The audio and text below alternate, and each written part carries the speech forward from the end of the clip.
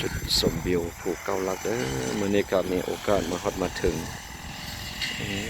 สุดยอดเลยสภาพธรรมชาติหนาวเย็นเนาะอากาศเย็นลมเย็นพัดรู้สึกสัมผัสกับบรรยากาศทางเหนือโอ้สุดยอดเลยวันนี้กับทีมงานเดินทางไปทัศนาการกำลังมาฮอดจุดชมวิวสุดยอดเลยในระหว่างสิพาชมบรรยากาศทางภาคเหนือ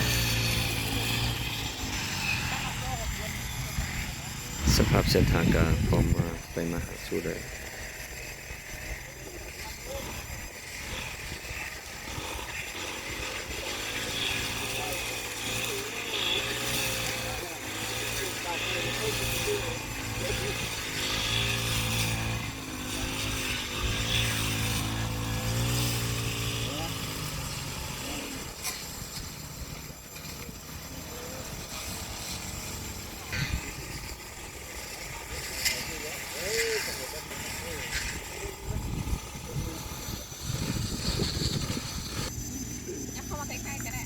จุดชมวิวภูเก้าลัก